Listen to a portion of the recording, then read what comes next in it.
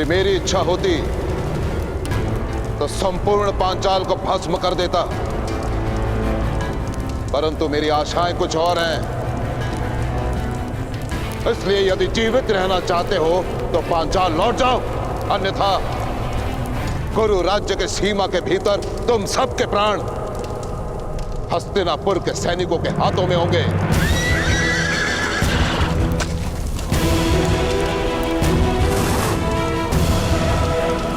पांचाल की सेना आक्रमण!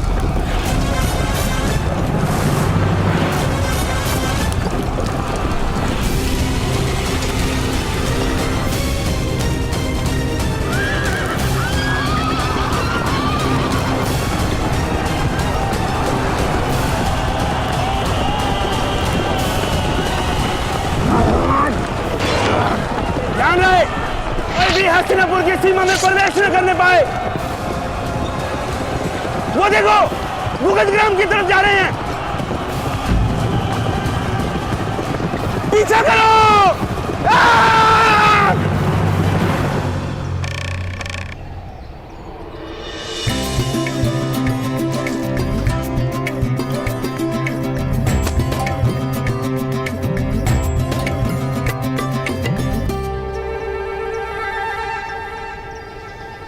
यदि मेरे रक्षा हेतु ये अनुष्ठान है माता, तो मुझे ये फल खाने की आज्ञा होनी चाहिए।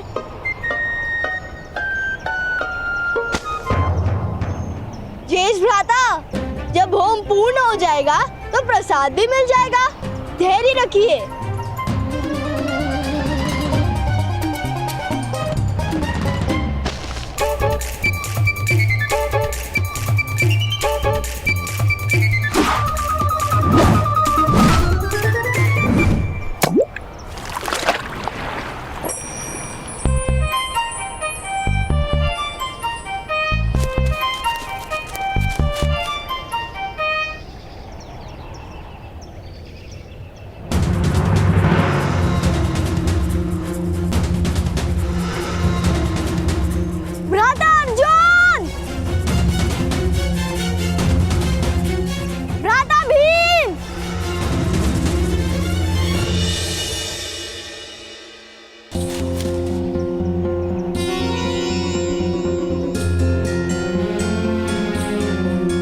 गेंद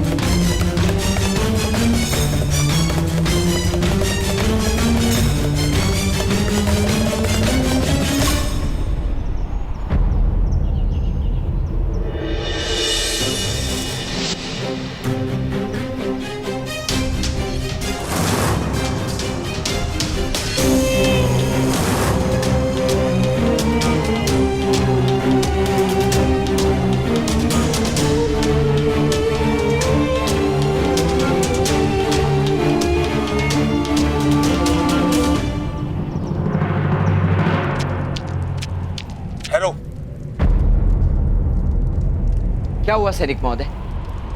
पांचाल के सैनिक कहाँ गए? पांचाल के सैनिक भूगतग्राम के अंदर घुसे हुए हैं, और यही नहीं, पांचाल के सैनिकों ने भूगतग्राम की प्रजा को अपना बंदी बना लिया है। यदि हमने अंदर प्रवेश किया तो उनके प्राण संकट में आ सकते हैं। यदि आप यहीं ठहरे रहेंगे तो उनके प्राणों पर और अधिक संकट आ सकता है। चलिए। परंतु हमें अंदर जाने के आदेश नहीं है, और मैं आदेश की प्रतीक्षा नहीं कर सकता।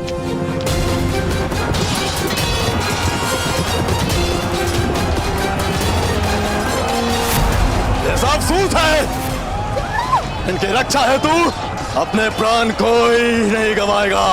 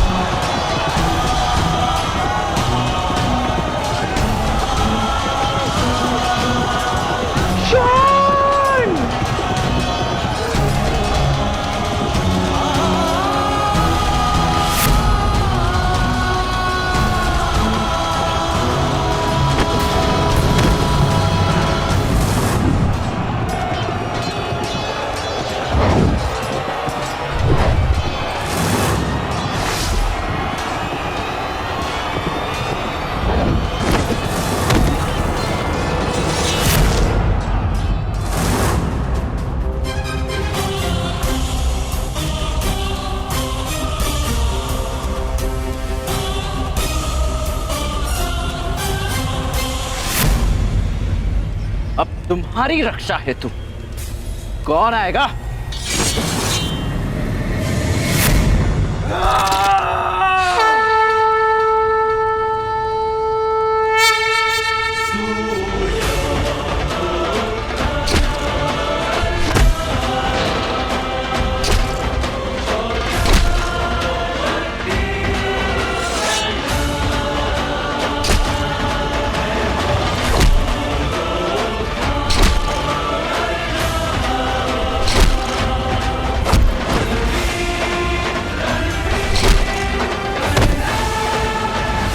रुक जाओ, अन्यथा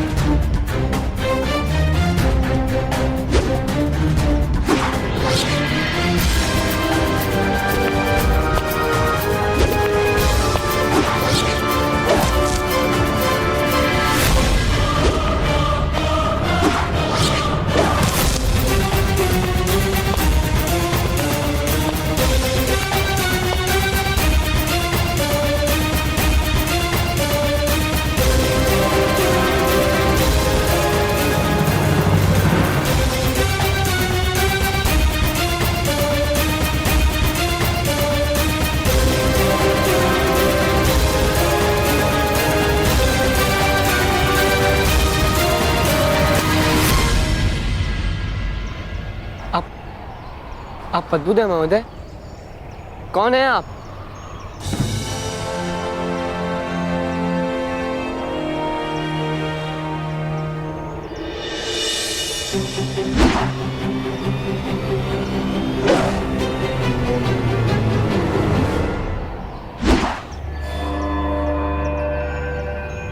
इस प्रश्न का उत्तर तो तुम्हारे पितामह दे सकते हैं राजकुमार। एक मनुष्य का परिचय उसका सामर्थ्य होता है और वही उसका उचित परिचय होता है।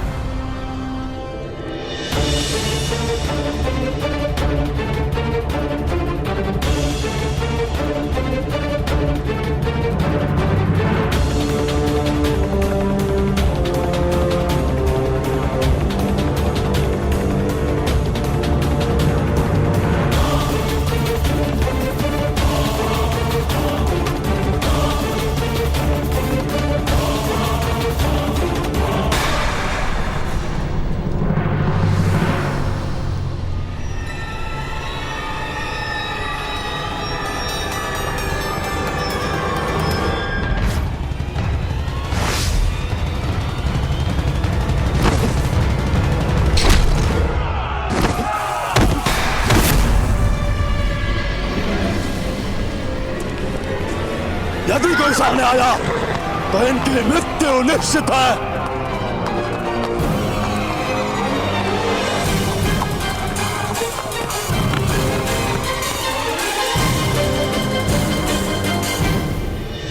गांधार राज की जय हो। भुगत ग्राम के कुछ प्रजाजनों को बंदी बनाकर पांचाल के सैनिक सीमा पार जा रहे हैं। तो मैं क्या करूं? मुझे मत कहो, जाके पितामह को कहो। महामहिम इस समय हस्तिनापुर में उपस्थित नहीं है और महाराज भी विश्राम में हैं।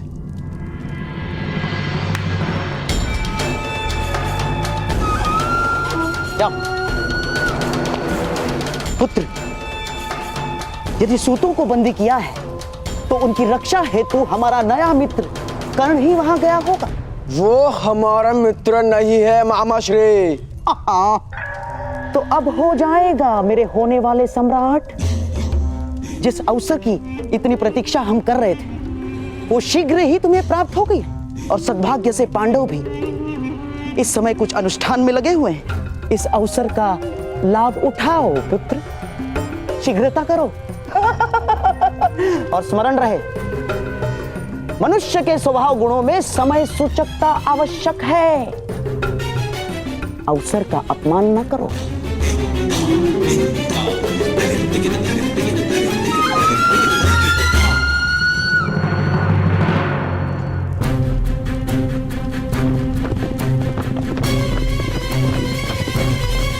ठहरिए।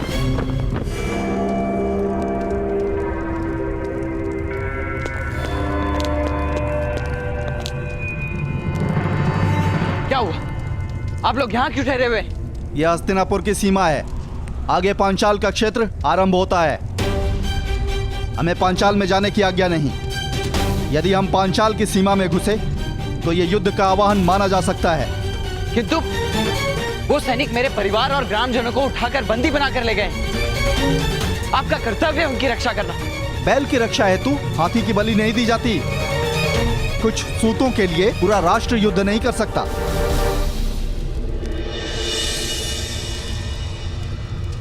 ना मैं सैनिक हूं और ना ही राष्ट्र सेवक, और मुझ पर कोई बंधन भी नहीं है। और यदि है तो मैं उसे मान्य नहीं करता।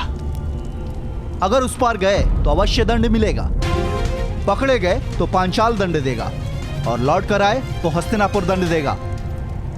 तो अपने महाराज से कह दीजिए कि राजकुमार दुर्योधन भी दंड के भागी है, क्योंकि अपनी प्रजाजनों की रक्षा का समय हो तो मैं राजनीति का विचार नहीं कर सकता।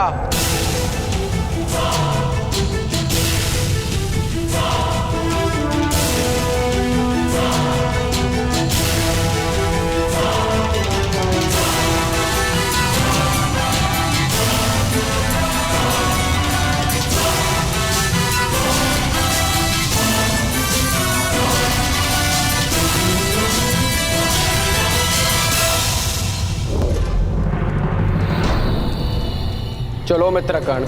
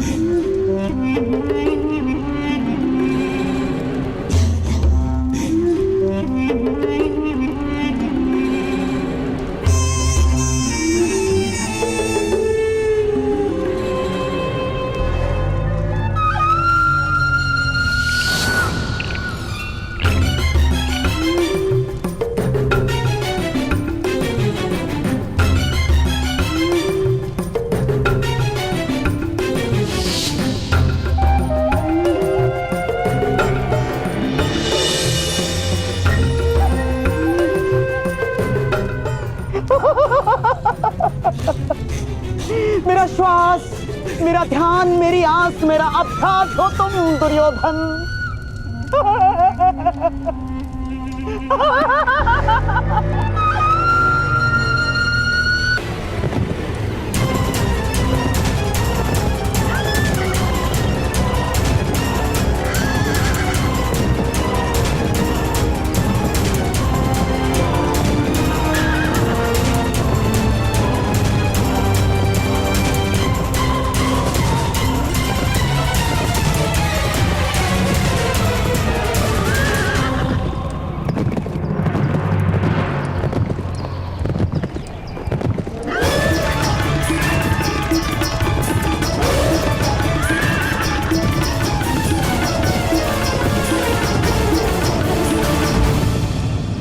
आप कौन है महोदय?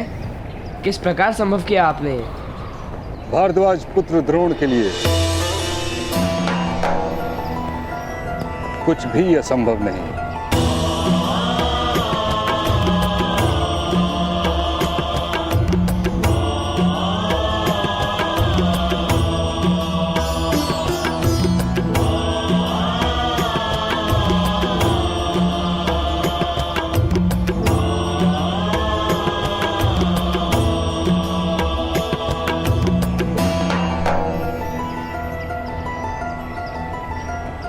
प्रणाम गुरुद्रोण।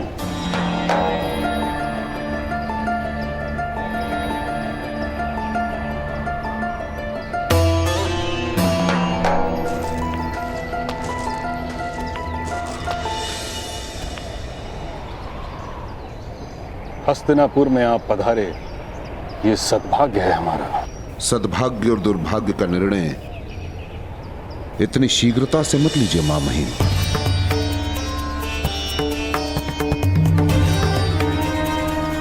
आपको भली भांति ज्ञात होगा कि मेरे पिता गुरु भारद्वाज के आश्रम में पांचाल के राजकुमार द्रुपद अभ्यास करते थे। मैं जानता हूं। वो मेरे परम मित्र थे मां महिम। बहुत प्रेम था हम दोनों के बीच, और इसी मित्रता के कारण मैंने द्रुपद को अपनी विद्या में भाग दिया, अपने ज्ञान में भाग दिया। द्रुपद ने मुझे वचन दिया कि उसके जीवन में जितनी भी उपलब्धियां आएंगी उसमें मुझे वह आधा भाग देगा। परंतु जब मैं उसके राज्य का आधा भाग मांगने गया, पता है उसने मेरे साथ क्या किया? उसने मेरा अपमान किया, मेरा तिरस्कार किया।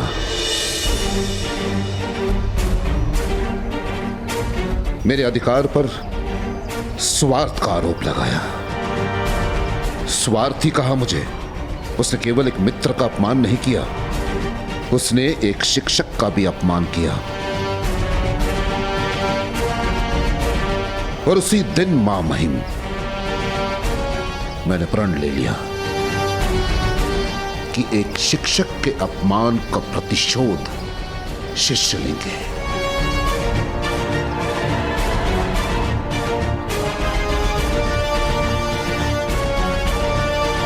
और वही उचित प्रतिशोध होगा। मुझे बंदी बनाने के लिए द्रुपद ने सेना भेजी है, और इस समय वही सेना गुरु राज्य के सीमा का उल्लंघन कर चुके हैं। हो सकता है इससे भी अधिक सेना आए। मेरे कहने का अर्थ यह है कि यदि मुझे आपने शरण दी तो वो दुर्भाग्य होगा, और यदि आपने मेरे ज्ञान का लाभ उठाया, मेरी विद्या का लाभ उठाया, वो सद्भाग्य होगा। निर्णय आपको लेना है, वो भी उचित।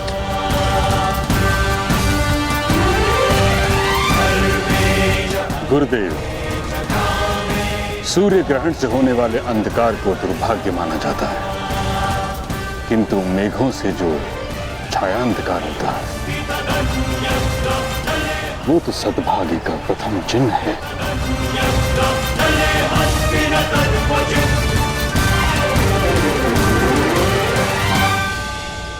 हस्तिनापुर में आपका स्वागत है।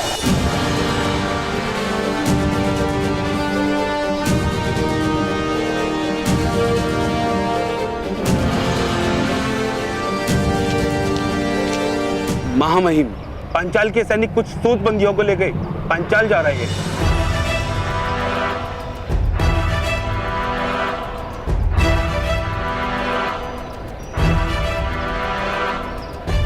आपके ऊपर आने वाली विपदाओं का भी स्वागत है।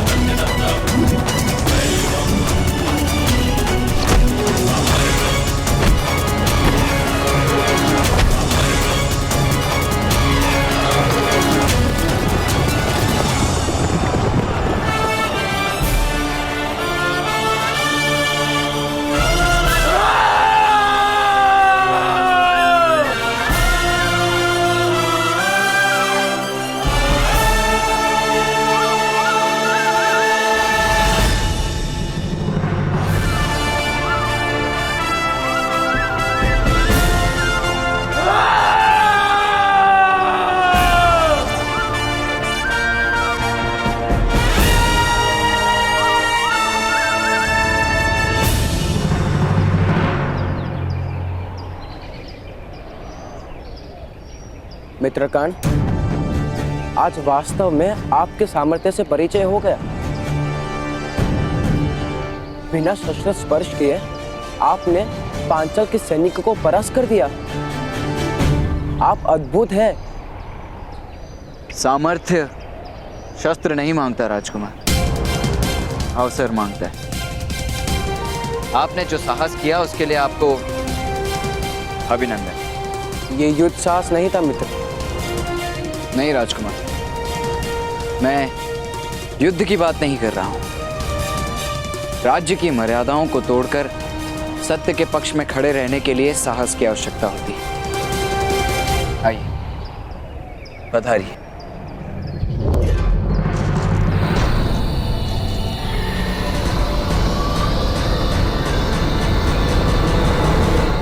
मेरा पुत्र अकेला है, किसकी प्रतीक्षा कर रहे हैं आप? जाइए, उसकी रक्षा कीजिए, सहायता कीजिए। सीमा पार करने का आदेश नहीं है हमें। अरे ये हमारी क्या सहायता करेंगे? हमें स्वयं आगे बढ़ना होगा। बढ़ो आगे, बढ़ो।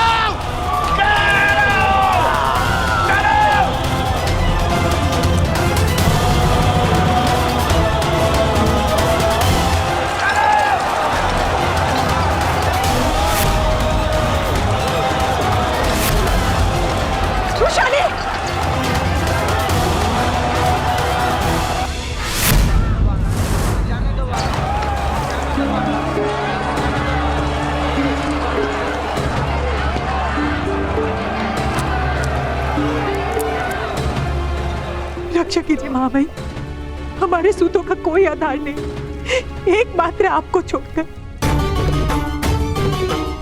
मेरे पुत्र की सहायता कीजिए, बंदी सूतों की सहायता कीजिए। शांत हो जाओ राधा। चेतावनी दिए बिना मैं सीमा का उल्लंघन नहीं कर सकता।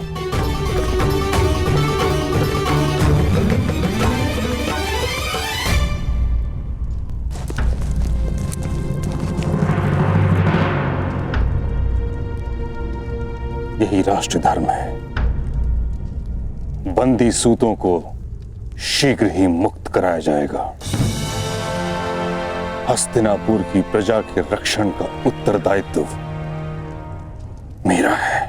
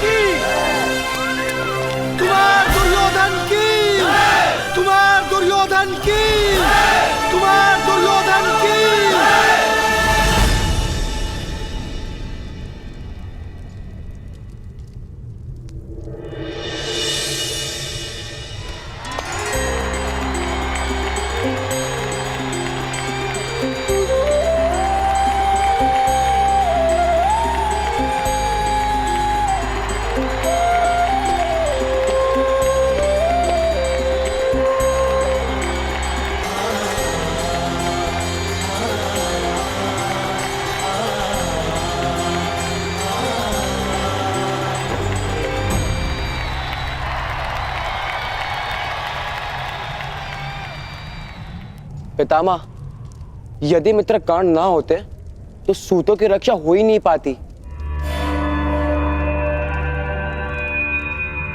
हस्तिनापुर के प्रत्येक जन की रक्षा होती, किंतु आपने बिना चेतावनी के सीमा का उल्लंघन करके राष्ट्र धर्म का अपमान किया है।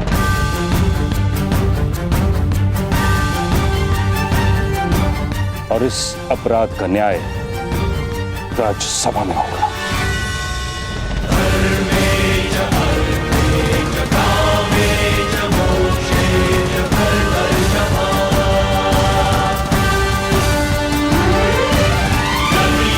प्रजा के प्राणों पर संकट हो उस समय राष्ट्र धर्म का विचार करना अधर्म है। महामहिम भीष्म, मौन रहो।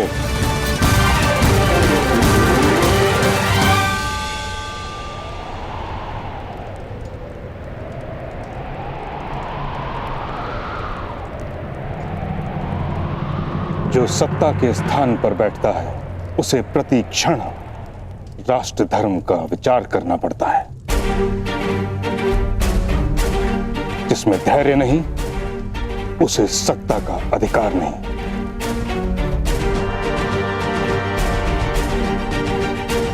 आपके धैर्य का परिणाम यह भी हो सकता था कि इन सूतों की मृत्यु हो जाए।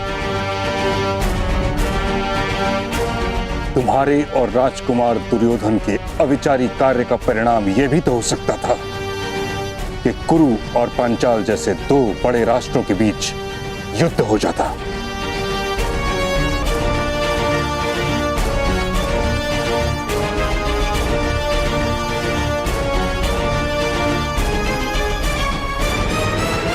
कुछ लोगों की मृत्यु के भय से समस्त समाज के लोगों की रक्षा का विचार त्यागा नहीं जा सकता। यही राष्ट्र धर्म है।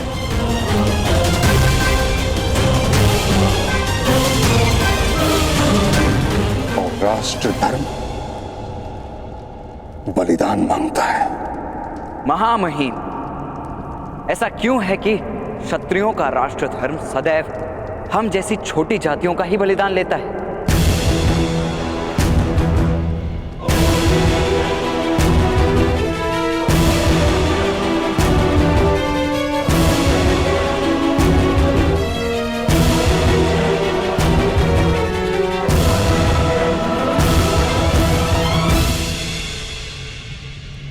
क्योंकि ये प्रश्न पूछने का साहस आज से पूर्व किसी में नहीं था कर।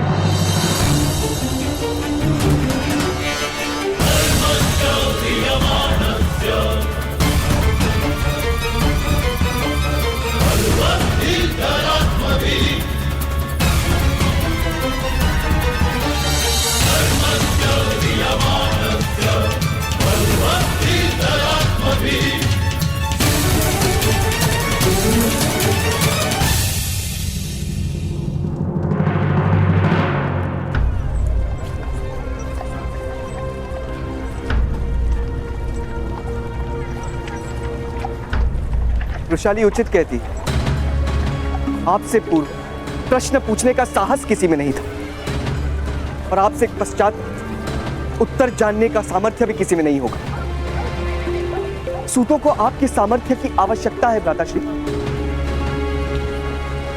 मुझ पर माता की इच्छा का बंधन है शौन। किंतु माता की इच्छा समाज के हित में नहीं है भ्राताश्री।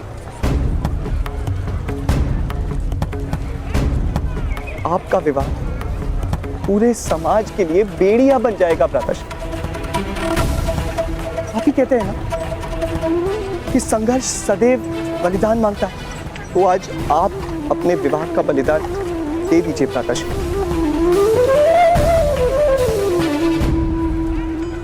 मैं वृषाली का बलिदान नहीं दे सकता शौन। वाग्दान के पश्चात यदि किसी कन्या का विवाह टूट जाए तो ये समाज उसे सम्मान पूर्वक जीने नहीं देता शौन। कन्या का सम्मान मिट्टी के पात्र की भांति होता है। चूल्हे का ताप तो सहन कर लेता है, किंतु ठोकर सहन नहीं कर पाता।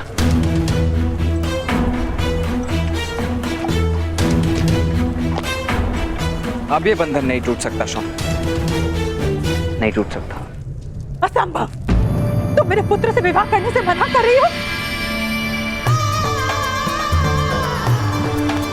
चली जाओ यहाँ से। तुम्हारा साहस कैसे हो विवाह से मना करने का? कर्ण से श्रेष्ठ तुम्हें समग्र सूत समाज में और कौन मिलेगा? कर्ण अद्वितीय है, दिव्य है वो। मैं जानती हूँ माता,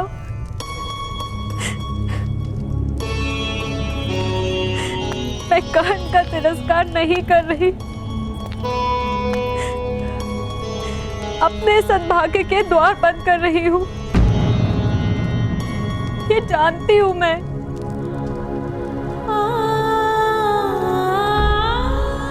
यदि जानती हो तो फिर इस निर्णय का क्या कारण है वृषाली?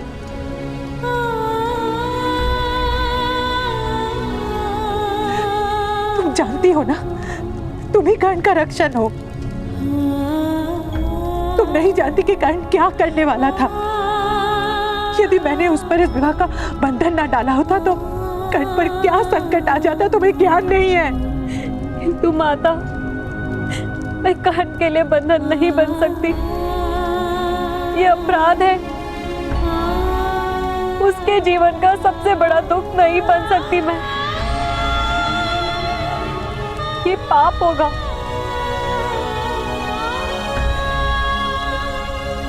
मुझे क्षमा कर दीजिएगा माता।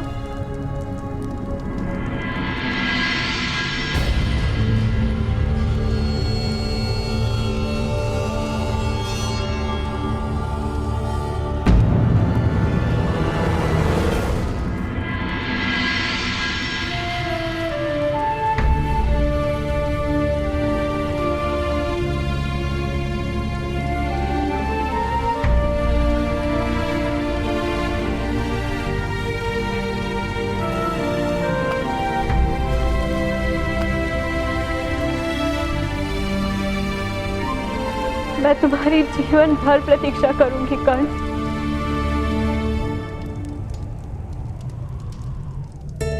जाओ, लक्ष्य भेद करो।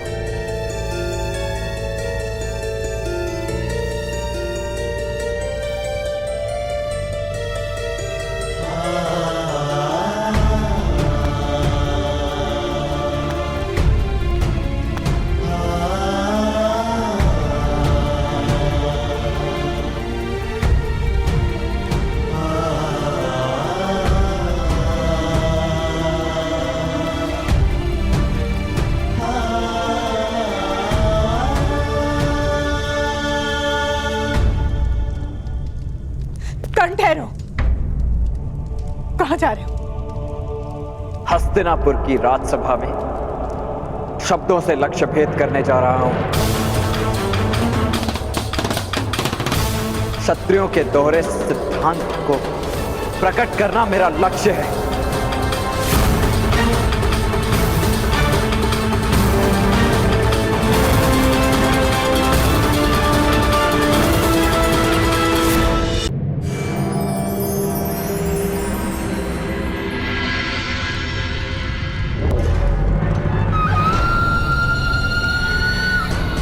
राजकुमार, राज्य को चलाने के लिए नीति और सिद्धांतों का ज्ञान होना आवश्यक है और उनसे परिचित होना राजपुत्रों का कर्तव्य है। किंतु पितामह, सूतों का दुख देखकर मैं विचलित हो गया था।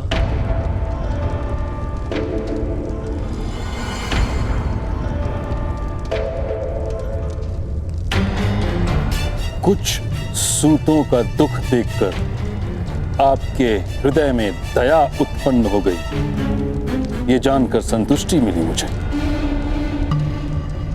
किंतु कुछ सूतों के लिए आप दो राष्ट्रों की प्रजा को युद्ध की अग्नि में नहीं झोंक सकते।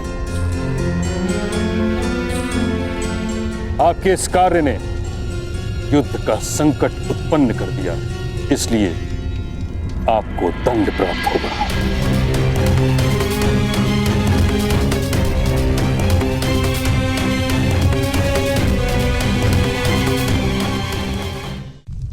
महामहिम,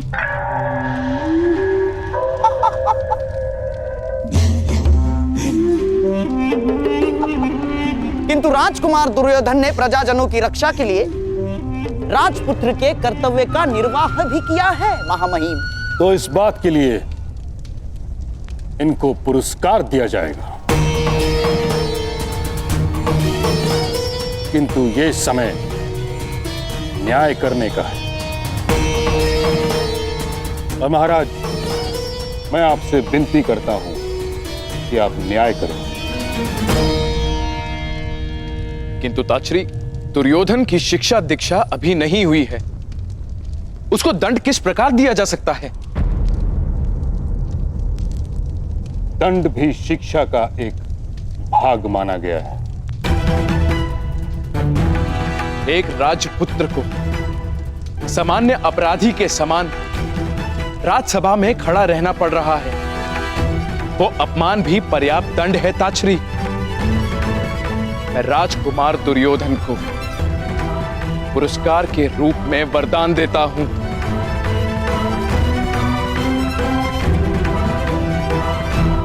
कि वो अपने जीवन काल में मुझसे एक बार जो भी वरदान मांगेंगे मैं उन्हें अवश्य दूंगा।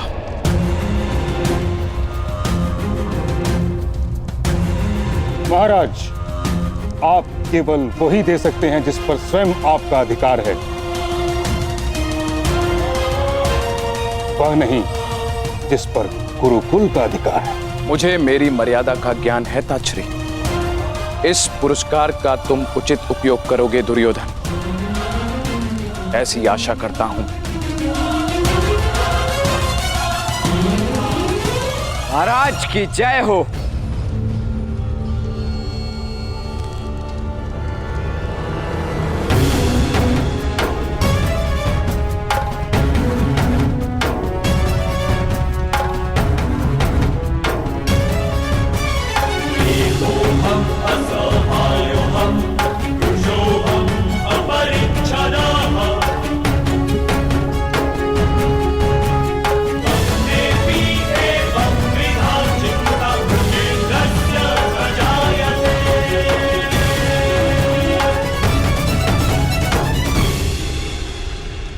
मैं भी अपना पुरस्कार प्राप्त करने आया हूं महाराज। राजकुमार दुर्योधन और मैंने ये कार्य साथ में किया था। यदि वे पुरस्कार के अधिकारी हैं तो स्पष्ट मुझे भी पुरस्कार का अधिकार है। कौन हो तुम?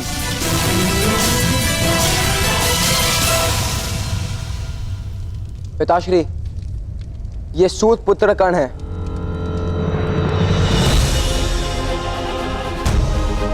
इन्होंने भी सूतों के रक्षा हेतु अपनी शौर्य का प्रदर्शन किया था। इनमें अद्भुत सामर्थ्य है पिताश्री। यदि ऐसा है तो तुम भी पुरस्कार के अधिकारी होकर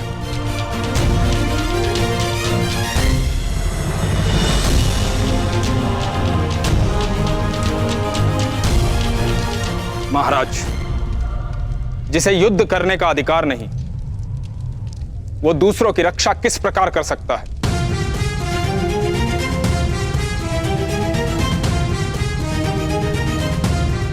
रक्षा करने का अधिकार केवल क्षत्रियों को है। सूतों को रक्षा प्राप्त करने का अधिकार है। इसलिए कर्ण को पुरस्कार देने का प्रश्न ही नहीं।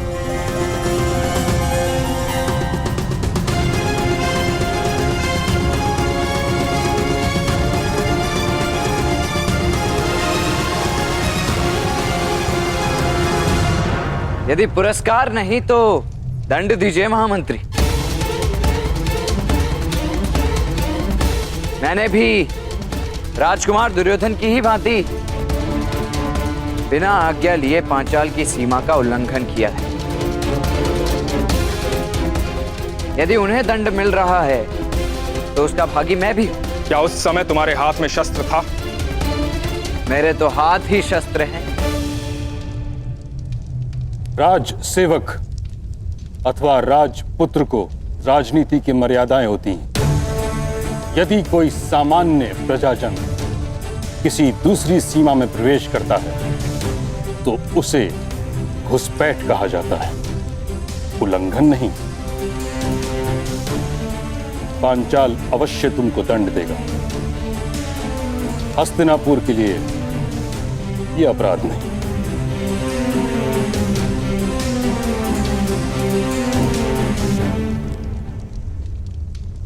मैं जानता था महामहिम कि इस सभा में ना मुझे पुरस्कार प्राप्त होगा और ना ही दंड।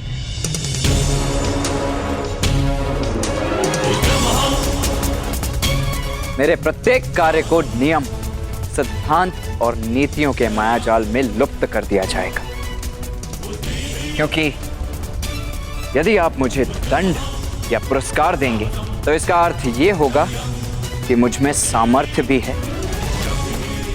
और युद्ध करने का अधिकार भी।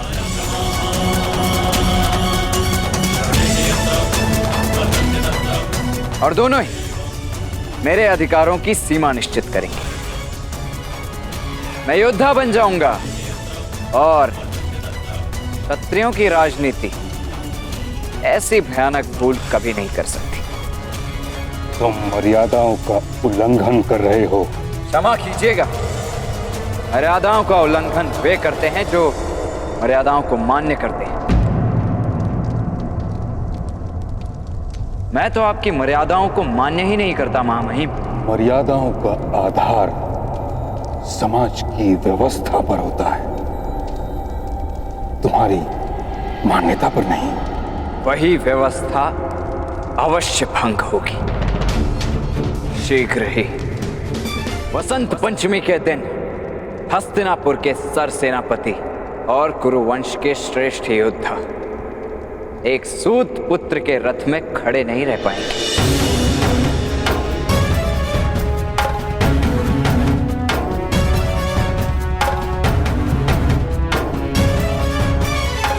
आप तो वचनबद्ध हैं। वसंत पंचमी के दिन मेरे रथ में आपको तो प्रवास करना ही होगा और उस दिन आपकी सत्ता, आपका सम्मान और आपका भय, सब कुछ मेरे रथ से गिरकर भूमि पर पड़ा होगा। ऐसी कोई मूर्खता मत करो कर्ण।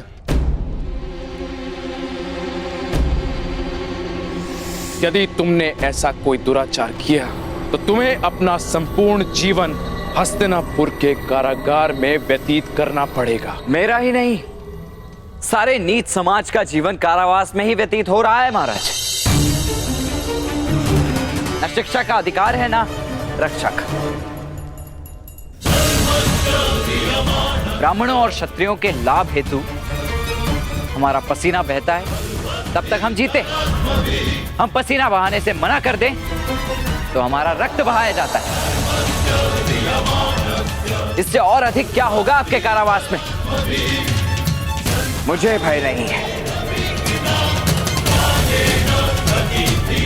किंतु कभी ना गिरने वाले महामहिम भीष्म मेरे रथ से अवश्य गिरेंगे।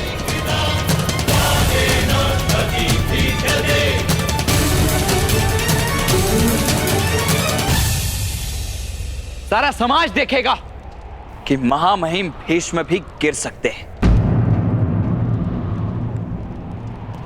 और क्षत्रियों का शासन भी गिर सकता है।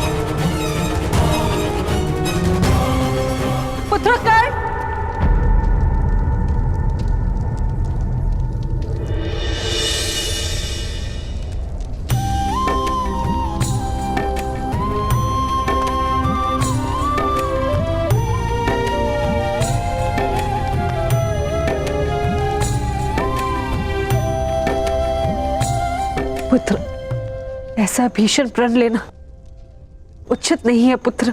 भीषण प्रण लेने का अधिकार क्या केवल महामहिम भीष्म को ही है? पुत्र, तुम्हें बालपन में मैंने अपने हाथ से खिलाया है, लोरी गाकर सुलाया है। हम दोनों के बीच एक संबंध बन गया है।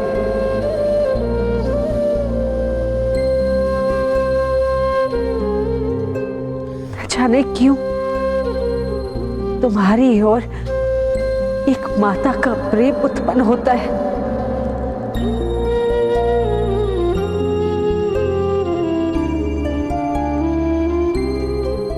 तुम्हारा जीवन कारागार में व्यतीत हो मैं नहीं देख पाऊंगी।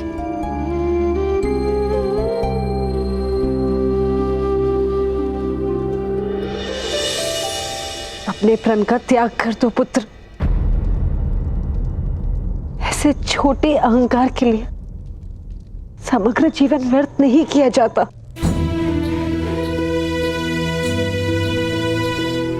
शस्त्रहीन, स्वतंत्रताहीन मनुष्य के पास अहंकार ही तो एक संपत्ति होती, वो भी आप छीन रही हैं। किंतु ऐसे दुस्साहस से क्या लाभ प्राप्त होगा पुत्र? मेरे दुस्साहस से परिवर्तन होगा महारानी, और परिवर्तन बलिदान मांगता है। प्रथम बलिदान मेरा होगा, मेरे समाज के लिए।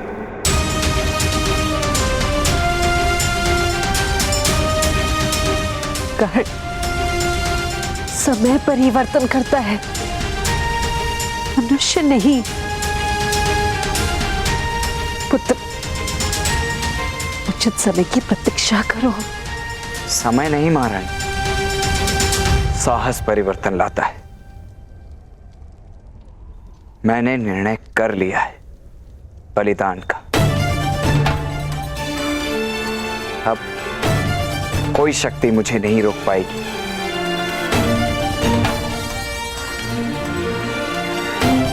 यदि पुत्र के जैसा प्रेम वास्तव में करती तो भय की बेड़ियां नहीं, विजय का आशीर्वाद दीजिए।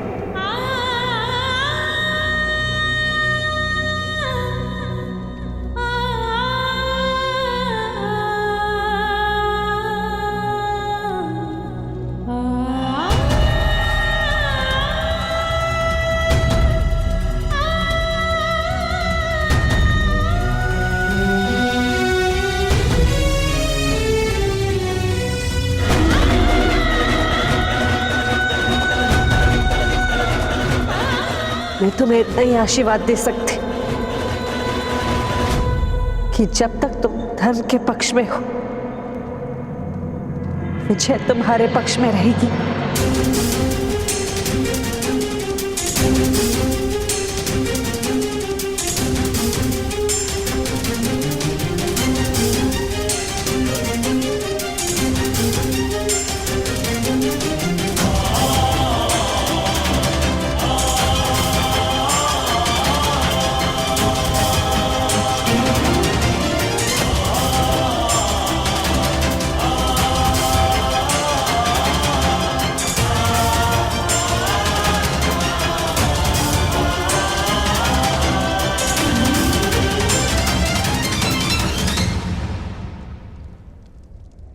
कहानी यदि पितामह की सत्ता गिरा दे तो क्या हानि है? हमारे लिए तो सबसे बड़ी बाधा पितामह ही है ना मामाश्री। तो हानियां हैं पुत्र। एक तो हस्तिनापुर की प्रजा के हृदय से भय चला जाएगा, और बिना भय के शासन कैसे कर पाओगे तुम? हा? ना। और दूसरी हानि, नीचा समाज कर्ण की पूजा करने लगेगा, और जिस व्यक्ति की पूजा आरंभ हो जाती है उस व्यक्ति को अंकुश में रखना असंभव हो जाता है पुत्र, असंभव। किसी भी स्थिति में कर्ण बसंत पंचमी के दिन सफल नहीं होगा पुत्र, ना। हमें यह देखना होगा कि कर्ण उस दिन अपने रथ पर भीष्म को बिठाए ही नहीं। किंतु वो किस प्रकार होगा मामाश्री? कर्ण उत्तम मनुष्य है और एक उत्तम मनुष्य अपना बलिदान दे सकता है। अपनों का बलिदान नहीं दे सकता ना। मेरे होने वाले सम्राट, हमें भी कुछ ऐसा ही मार्ग ढूंढना होगा। पुत्र हैं?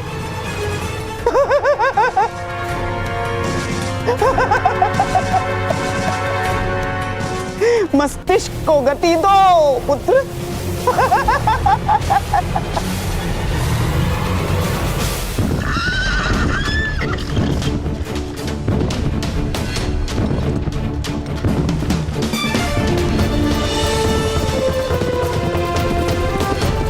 रथाकर्ण और तेज रथाकर्ण और तेज।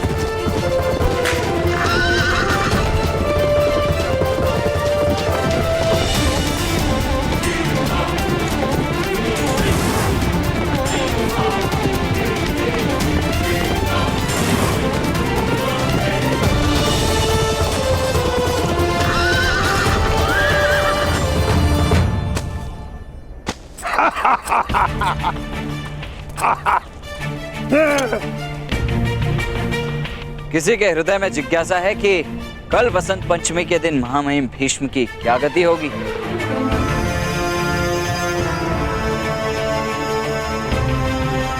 आ जाओ रथ में।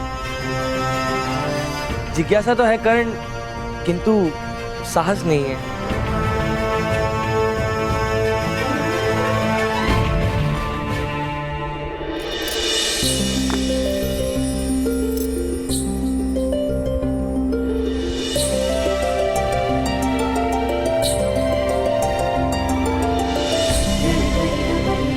चलिए। वृषाली, तुम इस रथ में नहीं बैठ सकती। तुम्हें यदि कुछ हो गया तो? साहस करो सारथी, दया नहीं।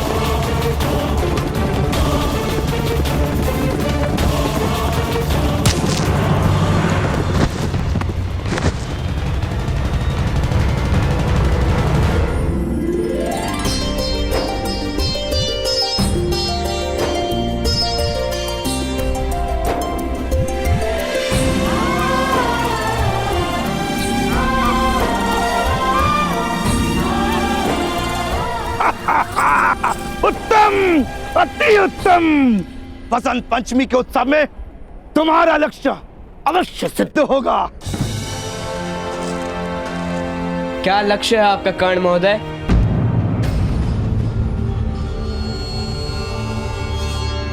जीवन भर कारागार में रहने का, समग्र हस्तिनापुर को अपना शत्रु बनाने का, या अपने परिवार के स्वप्नों को नष्ट करने का?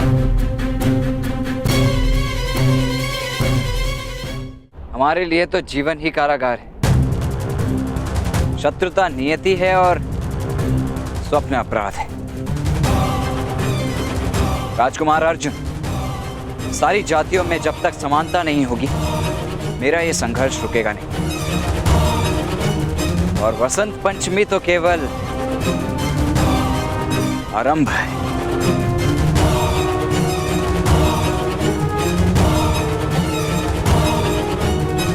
और इसका अंत कौन करेगा?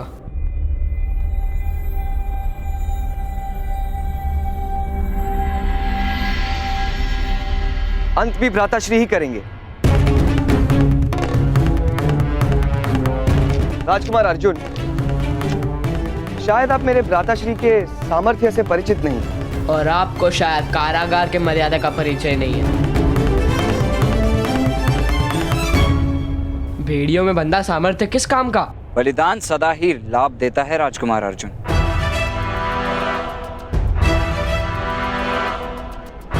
किंतु कर्ण महोदय, बलि बकरे की चढ़ाई जाती है, सिंह की नहीं। कृपा करके पितामह का अपमान मत कीजिएगा, उससे आप ही को हानि होगी और समाज का कोई लाभ नहीं होगा।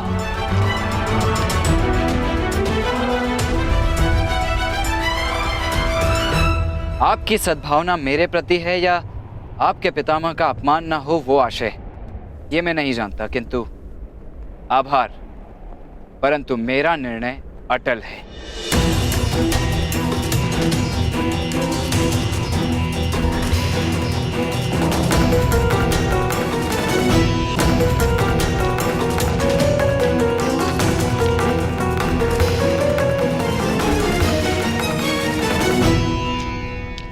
मित्र शोण, आप कर्ण महोदय को यह दुस्साहस मत करने दीजिए।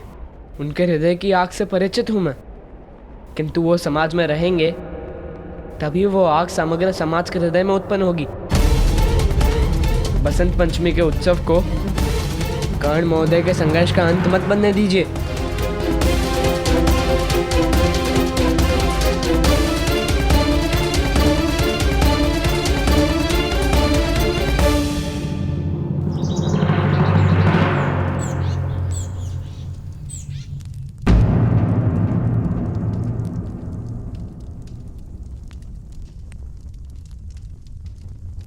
आशीर्वाद दीजिए माता, आज वसंत पंचमी में मैं विजयी रहूं।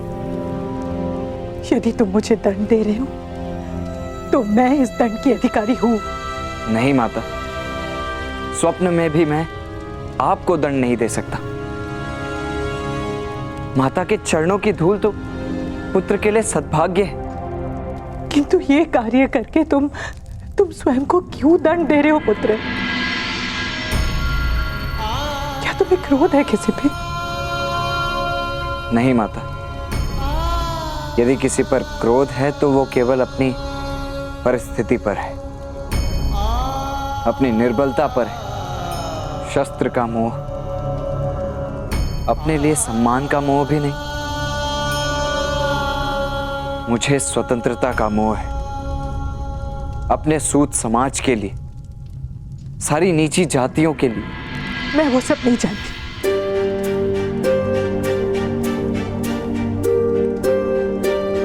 मैं बस तुम्हें सुखी देखना चाहती हूँ पुत्र, यही मेरी आशा है। और मेरी इस आशा को तुम नाश नहीं कर सकते। ये मेरा आदेश है। क्षमा करना माता, तुम्हारा आदेश मानने की इच्छा तो है, किंतु आदेश देने के लिए तुम स्वतंत्र भी तो नहीं। पिता ने आदेश दिया था गृह त्याग का, किंतु महारानी ने उस आदेश को निषिद्ध कर दिया। हम यदि अपनी संतानों को आदेश देने के लिए भी स्वतंत्र नहीं तो उसे जीवन किस प्रकार कहा जा सकता है? इसीलिए आपसे विनती कि आप मुझे मत रोकिए माता। आपके पास शोण है, वो जीवन के अंतिम श्वास तक आपकी सेवा करता रहेगा। 2 पुत्रों में से एक का दान कर दीजिए अपने समाज के लिए।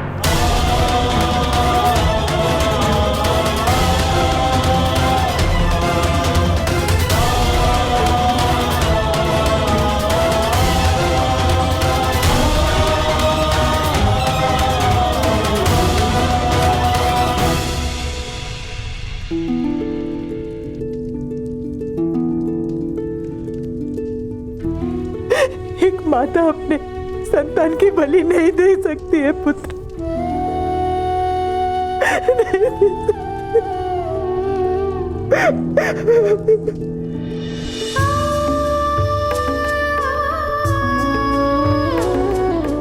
किंतु संतान पर प्रथम और अंतिम अधिकार केवल माता का ही होता है। माता बलिदान नहीं किंतु पुत्र का दान तो कर ही सकती है ना। दे दो माता, समाज को मेरा दान दे दो।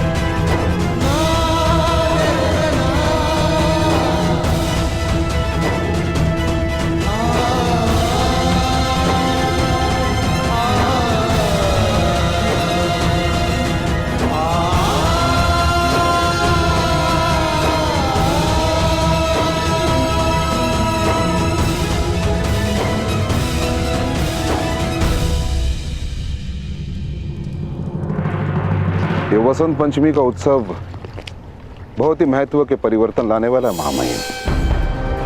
क्या आपको भय है महामहिम कि कर्ण आपको अपने रथ से गिरा देगा?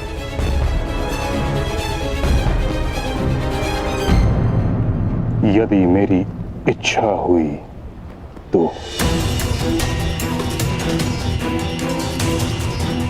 विकट प्रश्न ये है कि मैं उसके रथ से गिरकर उसे आजीवन कारावास का दंड दिलवाऊं या उसके रथ पे स्थिर रहकर उसकी आत्मा को कुचलना उचित होगा।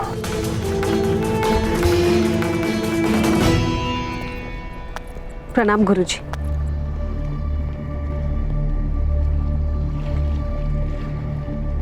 ताजश्री, कर्ण की रक्षा का कोई मार्ग नहीं। कर्ण जैसा सामर्थ्य और मोहक बालक अगर जीवन भर कारागार में रह जाएगा, ये विचार से ही मैं कांप उठती हूँ।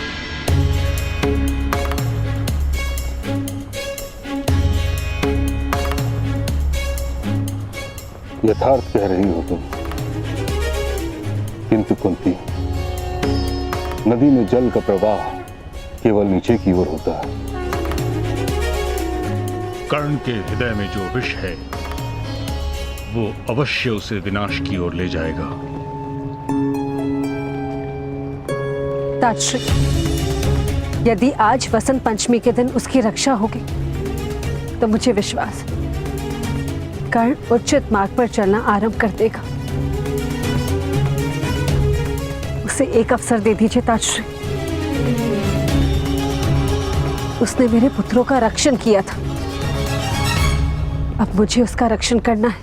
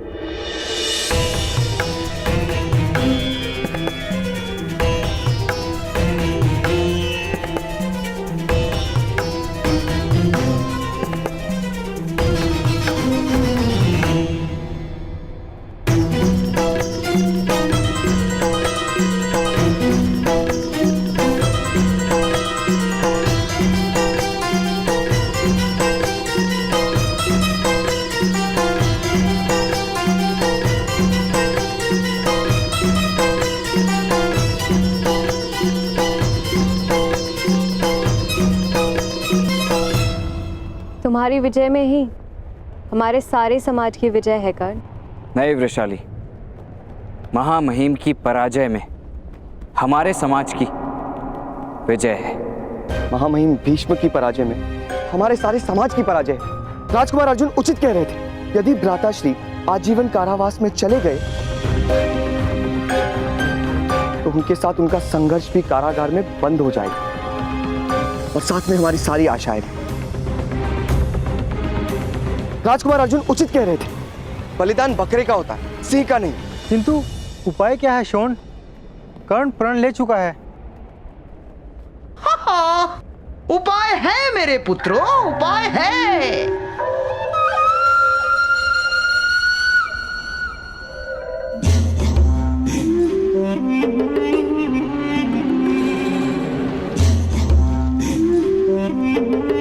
पुत्र शोण, मुझे स्मरण है, सत्य वचन। पुत्र शोण, क्या कोई बकरा नहीं जो सिंह का स्थान ले सके?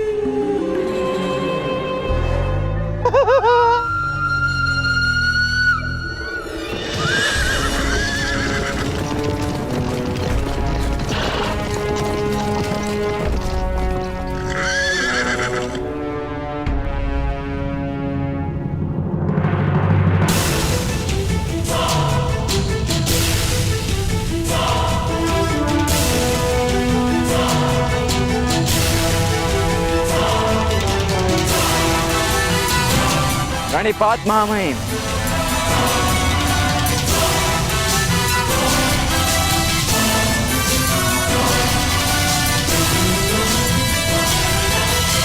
क्या आप परीक्षा हेतु सज्ज हैं महामहिम? परीक्षा देने के लिए या परीक्षा लेने के लिए? जो भी आप उचित समझे, आपका सारथी सज्ज है।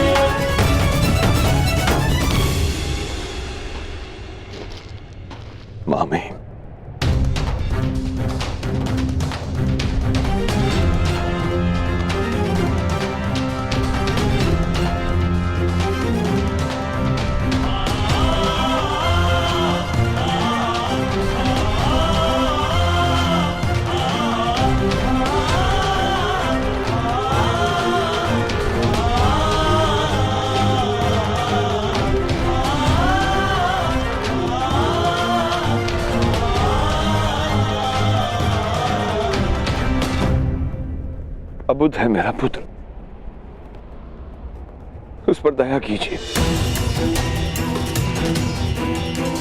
तुम्हारा पुत्र अबुद्ध नहीं है अधिरथ,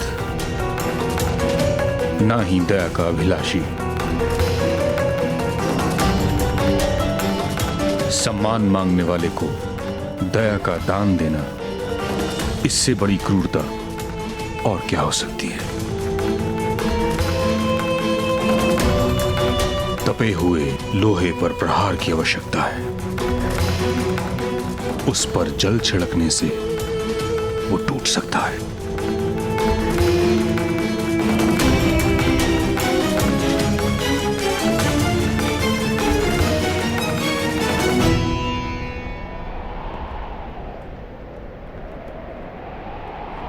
मैं तुम्हारी परीक्षा शीघ्र ही लूंगा।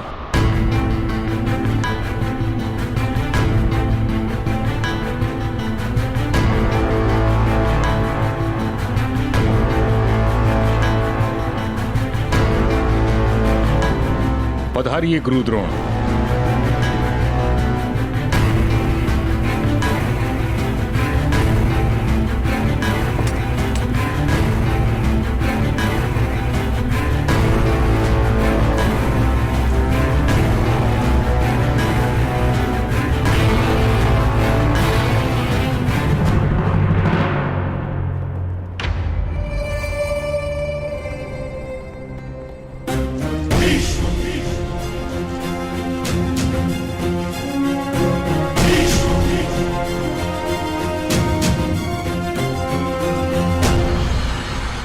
महामहिम भीष्म की महामहिम भीष्म की महामहिम भीष्म की महामहिम भीष्म की महामहिम भीष्म की महामहिम भीष्म की महामहिम भीष्म की महामहिम भीष्म की महामहिम भीष्म की महामहिम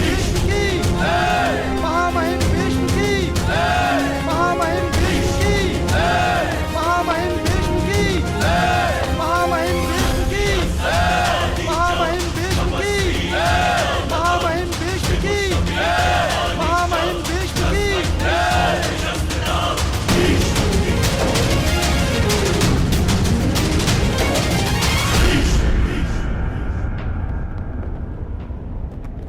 वसंत पंचमी के पावन पर्व पर मैं हस्तिनापुर की समस्त प्रजा को निमंत्रण देता हूं, उनका इस उत्सव में स्वागत करता हूं। वीणा वादनी धवल धारणी विद्या की देवी मां सरस्वती की स्तुति कर।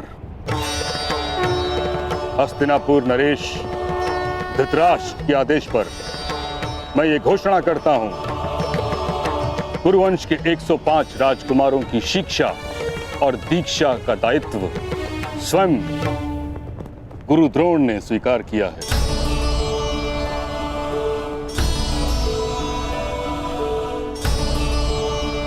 हम आपके बहुत आभारी हैं।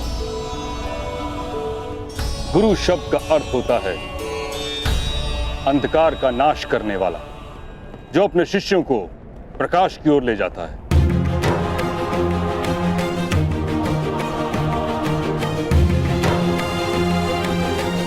जो शिक्षा की ज्योत जगाने, हस्तिनापुर के भविष्य को उज्जवल बनाने और कुरुवंश के राजकुमारों को राजतंत्र से परिचित कराने,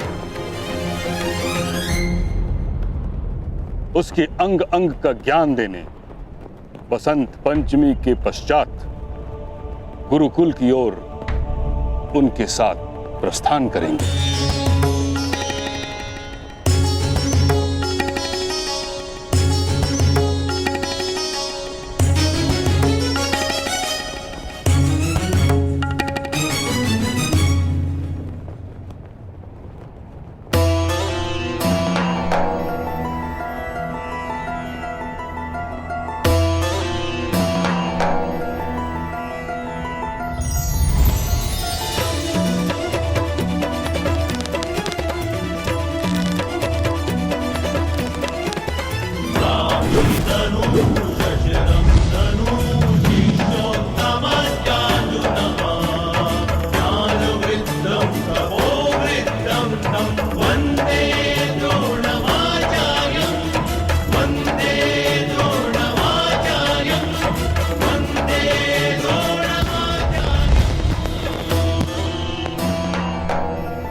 द्रोणाचार्य की, गुरु द्रोणाचार्य की, गुरु द्रोणाचार्य की, गुरु द्रोणाचार्य की, गुरु द्रोणाचार्य की, गुरु द्रोणाचार्य की, गुरु द्रोणाचार्य की, गुरु द्रोणाचार्य की।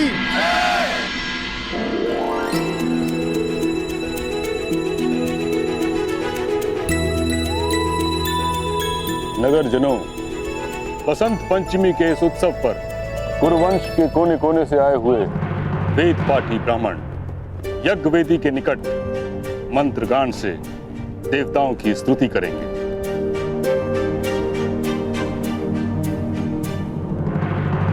तथा मेरे सारथी अधिरथ का पुत्र कर्ण स्नातक होने की आशा से रथ चलाने की परीक्षा देगा।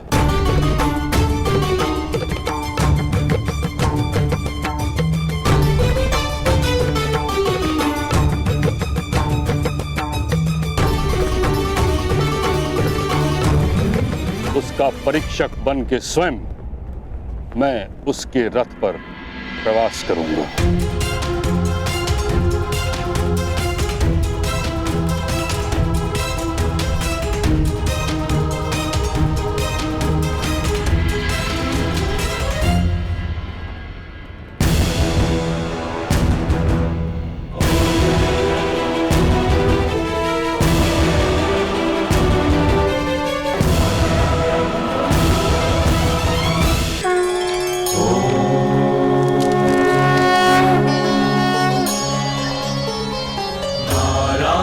शङ्करं नमस्कृत्य नरं चैव नरोत्तमं देवीं सरस्वतीं व्यासं ततो जयमुदीरये। शोन, तुम अपने निर्णय पर दृढ़ हो? एक बार फिर विचार कर लो। विचारों का निर्णय से कोई संबंध नहीं होता मित्र उत्तम। विचार मन करता है और निर्णय हृदय लेता है। किंतु शोन, तुम्हारा यह निर्णय तुम्हारे जीवन को कठिन बना देगा मित्र।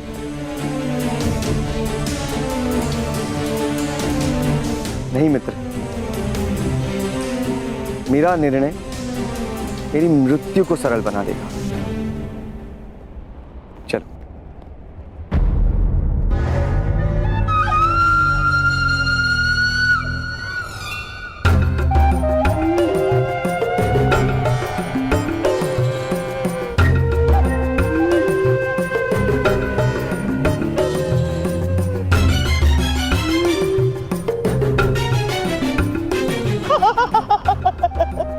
पुत्र, समय से पूर्व मृत्यु का भी कोई लाभ नहीं होता।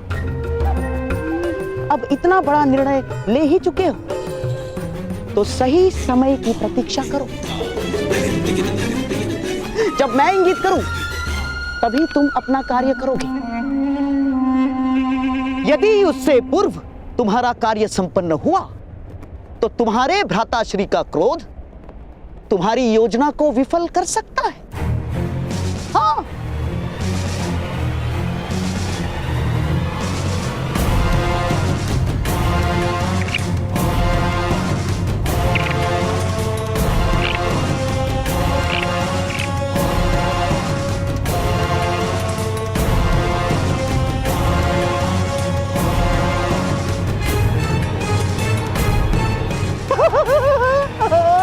अति उत्तम।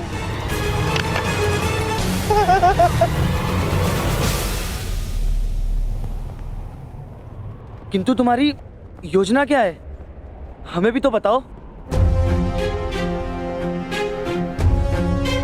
शीघ्र ही जान जाओगे।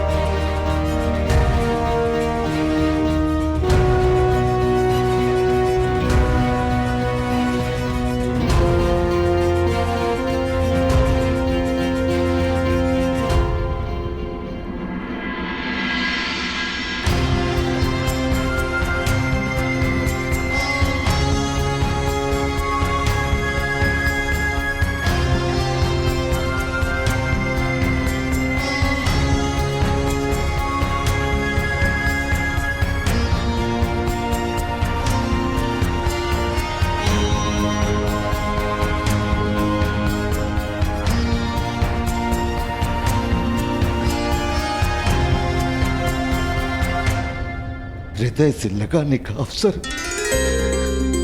कदाचित नहीं मिले पुत्र कर्ण।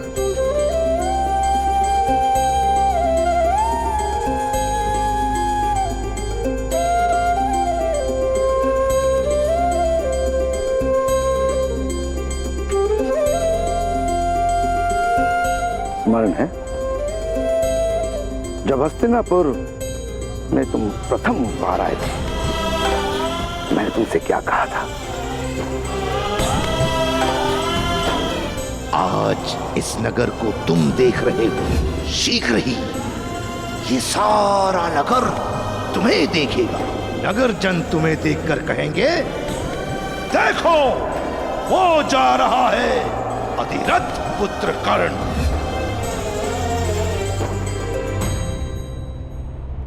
अधिरथ पुत्र कर्ण परीक्षा देने उपस्थित हो।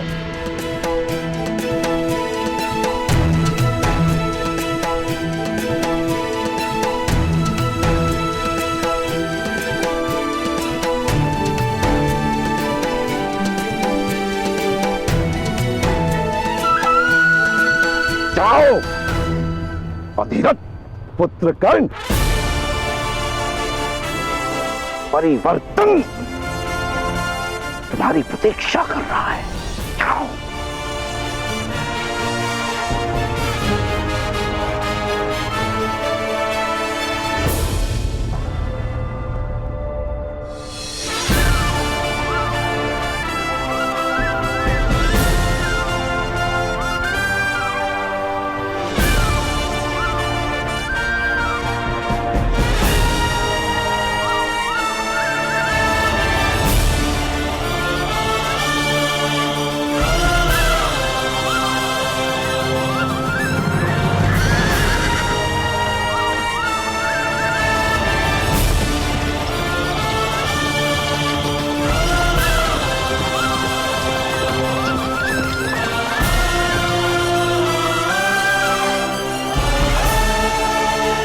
महामहिम भीष्म,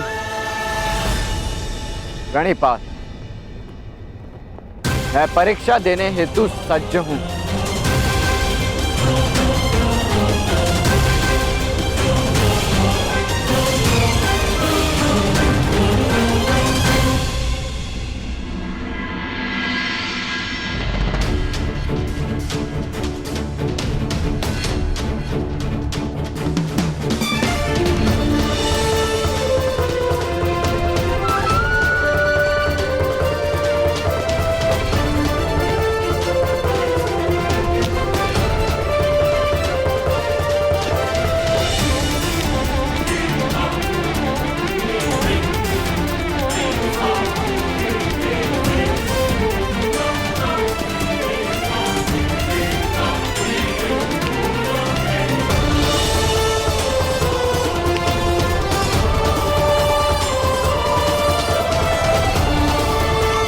महामहिम,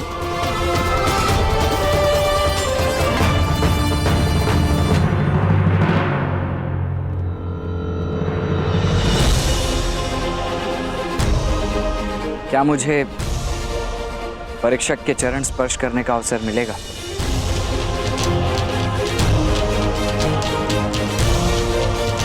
अवश्य।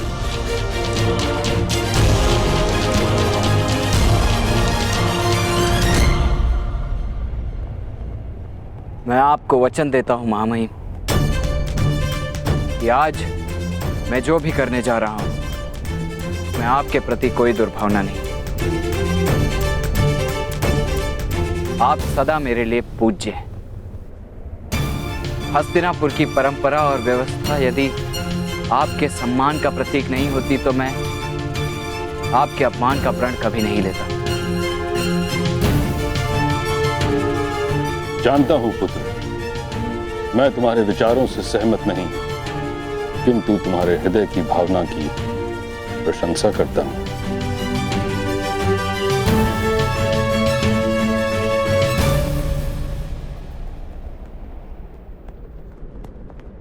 प्रशंसनीय तो कर्म होने चाहिए ना महामहिम, पर यह जगत जन्म को ही प्रधान क्यों मानता है? कर्म मनुष्य को सम्मान दिलाता है, उसे शीर्ष तक पहुंचाता है। फिर जन्म जो हमारे हाथ में ही नहीं है, उसे क्यों आधार माना जाता है? मैं आज इस संसार को दिखा दूंगा कि मनुष्य अपने जन्म से नहीं, अपने कर्म से जाना जाता है।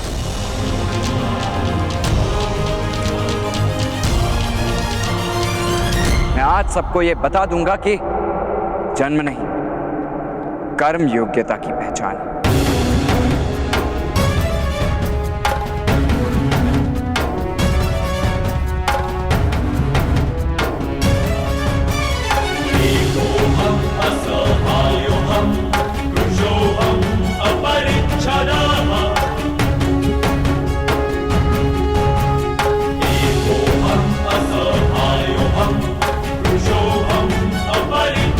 रथ में विराजिए महामहिम।